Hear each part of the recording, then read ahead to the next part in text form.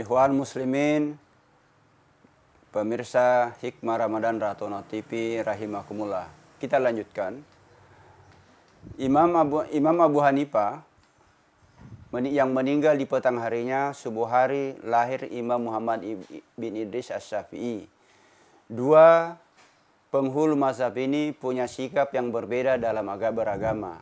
Imam Abu Hanifah dan pengikut-pengikutnya dikenal sebagai penghulu mazhab Islam yang rasional. Sebaliknya, Muhammad bin Idris Asy-Syafi'i yang dianut oleh lebih dari separuh umat Islam mazhabnya di Indonesia, itu justru bersikap sangat fleksibel.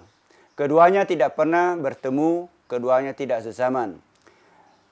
Dalam contoh yang paling sederhana, Muhammad bin Idris Asy-Syafi'i menetapkan hukum kunut subuh bagi pengikut mazhabnya itu adalah sunat muakkad.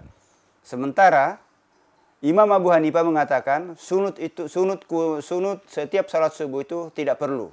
Jadi tidak kunut. Bagi pengikut mazhab Imam Syafi'i, lupa melakukan kunut pada subuh hari itu harus diganti dengan sujud sahwi. Hal yang sama, hal yang berbeda tidak ada pada mazhab Abu Hanifah. Nah, suatu ketika Muhammad bin Idris Asy-Syafi'i berada ke Baghdad, tempat di mana dimakamkannya Imam Abu Hanifah. Selama 30 hari, ada yang menyebut 31 hari berada di kota tersebut, Muhammad bin Idris Asy-Syafi'i tidak satu kali pun melaksanakan sholat subuh dengan kunut. Saya tegaskan, selama 30 hari itu atau 31 hari itu tidak pernah satu kali pun dia kunut. Sehingga murid-muridnya bingung dan bertanya kepada beliau, "Hai Muhammad bin Idris Asy-Syafi'i, apakah Anda sudah berubah sikap mengikuti pendapat orang lain, orang ulama-ulama sebelummu?" Dia mengatakan, "Sama sekali tidak. Sikap saya menunda untuk tidak melakukan kunut ketika salat subuh lebih karena penghormatan saya kepada Abu Nu'man. Abu Nu'man itu adalah nama lain, nama panggilan dari Imam Abu Hanifah. Jadi intinya, sebagai bentuk penghormatan terhadap orang yang sangat disegani di berbagai negara muslim, Imam Muhammad bin Idris Asy-Syafi'i selama 1 bulan itu tidak melakukan kunut. Ada yang bertanya, kenapa Anda tidak lakukan? Saya ulangi, dia mengatakan, saya menghormati Muhammad bin Nu'man yang tidur di kota ini. Tidur maksudnya dimakamkan di kota itu.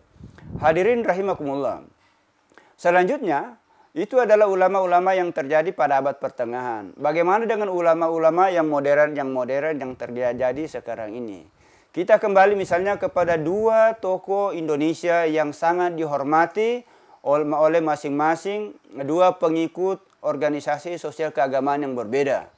Dari Muhammadiyah ada Profesor Dr. Hamka, dan dari Nahdlatul Ulama ada tokoh Kiai Haji Idham Khalid. Suatu ketika keduanya melakukan perjalanan ibadah haji ke Makkahul Mukarramah dengan menggunakan fasilitas kapal laut. Perjalanannya cukup lama sampai beberapa puluh hari. Di atas kapal itu suatu ketika keduanya sholat subuh. Pernah suatu ketika yang memimpin salat subuh itu adalah Profesor Hamka. Dia melihat di belakangnya itu ada ulama-ulama karismatik tokoh NU dan jamaahnya yang juga dari Nahdiyin. Maka ketika salat subuh itu yang terjadi adalah Profesor Hamka salat subuh dengan kunut. Imam Kiai Haji Idham Khalid yang melihat situasi itu cuma memahami di dalam hati. Subuh berikutnya, ketika yang memimpin jamaah itu adalah Kiai Haji Idham Khalid yang sehari-hari atau setiap saat salat subuh itu selalu melakukan kunut, karena dia lihat bahwa salah seorang jamaahnya itu adalah Profesor Hamka, tokoh orang yang sangat ditokohkan di Muhammadiyah, yang dia lakukan saat itu adalah justru tidak kunut. Setelah memberi salam, Profesor Hamka langsung bertanya, kenapa Anda, dalam bahasa kita, kenapa Anda lakukan seperti itu? Dia mengatakan, sebagai ajaran Islam bahwa saya wajib memberikan penghormatan dan penghargaan kepadamu sebagaimana yang engkau telah lakukan kepada saya, minimal sama modelnya atau kalau perlu lebih baik. Itulah tokoh, bagaimana sikap saling menghargai, saling toleransi, saling sikap moderasi yang ditunjukkan oleh ulama-ulama kita. Mereka rela untuk melepaskan sedikit ajaran yang dia anut selama ini demi penghargaannya terhadap sesama manusia. Hadirin rahimakumullah. Kita lari kepada misalnya kejadian yang terjadi di tahun 2000-an ini. Pernah suatu ketika seorang pakar hukum tata negara yang namanya Profesor Ismail Sunni. Saat itu dia satu forum dengan Profesor Harun Ar-Rasyid. Di antara dua tokoh besar ini, selain Ira Kusno sendiri, ada muridnya yang kita kenal Profesor Yusril Iza Mahendra. Sebagai keahlian seorang Ira Kusno menjadikan keduanya berdebat. Profesor Yusril Iza Mahendra dengan percaya diri mendebat dipertentangkan pendapatnya dengan pendapat dua orang gurunya ini. Suatu ketika dengan suara agak tinggi, Profesor Ismail Sunni mendebat menyangga pendapat Yusril Iza Mahendra. Yusril Iza Mahendra itu selama didebat dengan suara yang agak tinggi itu, dia cuma menunjukkan sikap menunduk.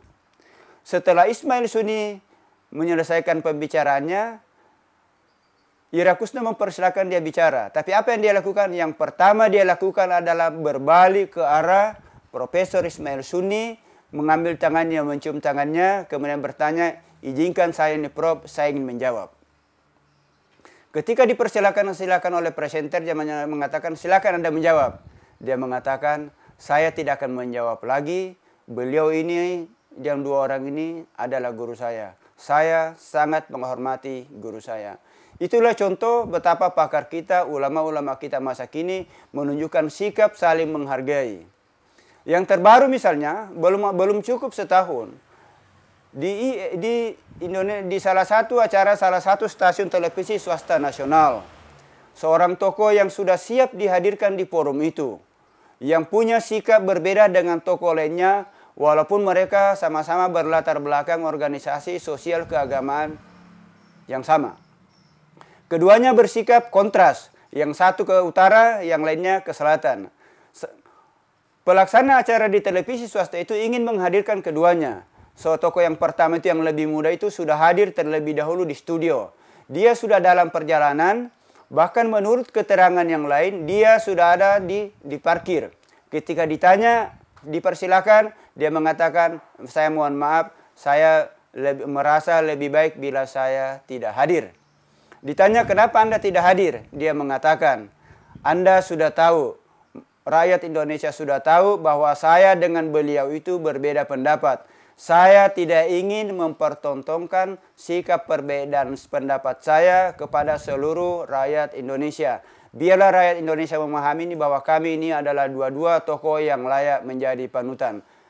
Pemirsa Hikmah Ramadan Ratona TV yang berbahagia, sesi ini kita lanjutkan beberapa saat lagi.